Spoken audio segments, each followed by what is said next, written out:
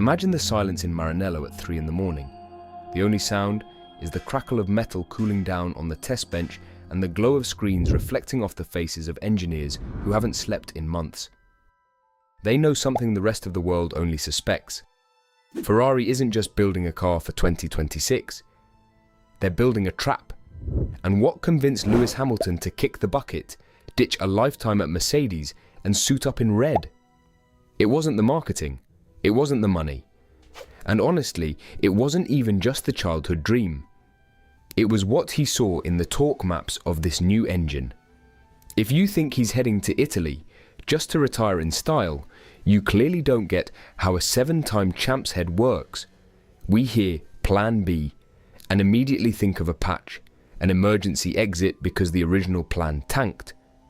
But in Fred Vasseur's Ferrari, Plan B is something else. It's the internal code for a radical shift in the power unit architecture that the FIA forced for 2026. We're talking about ditching the MGU-H for good, that complex piece that recovered heat energy, and betting everything on an electric power delivery that nobody really knows how to manage yet.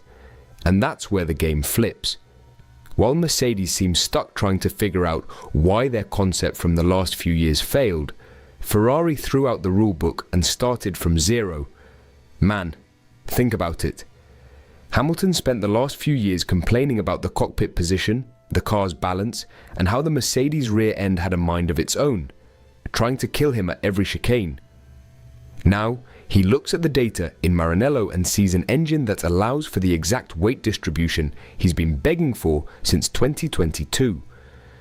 The data indicates that Ferrari managed to miniaturize the hybrid components in a way that the 2026 car's center of gravity is going to be Red Bull's worst nightmare.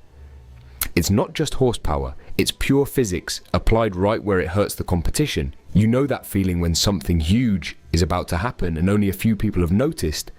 That's what's going on in the paddock right now. We see Leclerc renewing, Hamilton arriving, and we think, cool, it's the dream team. But what's backing this team up is what's under that carbon fiber skin. In my view, Ferrari realized the only way to beat Adrian Newey's genius was by outperforming combustion technology with an electric efficiency that's too aggressive to ignore. There's a technical detail here we need to face head on.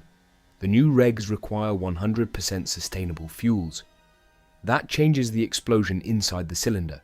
It changes the rhythm. And it looks like Ferrari's partnership with their suppliers found a way to keep compression sky high without the engine blowing up in 10 laps.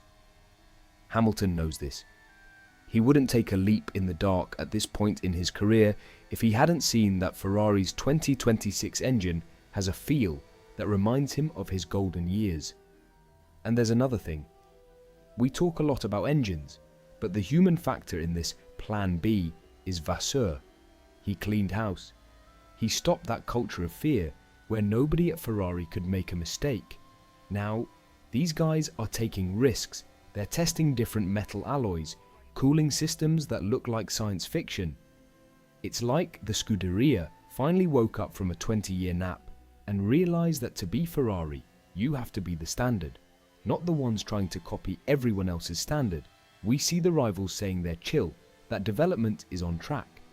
But look at the team principals' faces when they're asked about Ferrari. The tone has changed. There's no more little smirk from someone who knows Ferrari is going to bin the strategy on lap 15. They're worried because the 2026 engine isn't just powerful, it's consistent. And consistency in Lewis Hamilton's hands is a weapon of mass destruction. In practice, this means the transition we're living through right now is the biggest all-in in modern F1 history. Hamilton doesn't just want an 8th title. He wants to prove that his system, his vision of how a car should be built, was right all along. And Ferrari gave him the keys to the factory and said, Plan B is yours. Make this 2026 engine a legend.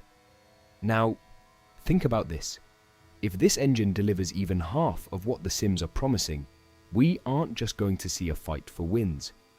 We're going to see a dominance that could make the Red Bull era look like a passing phase. Is it a high-stakes bet? Absolutely. Could it all go south and Ferrari just be Ferrari? There's always that risk, we know the history. But this time the smell in the air is different. It's the smell of burnt metal, of real progress, and of a driver who's got that spark back in his eyes because he knows he's got a cannon in his hands for 2026. But hey, not everything is perfect. The challenge of integrating that heavy electronics without turning the car into a brick in the slow corners is what separates the geniuses from the tryhards.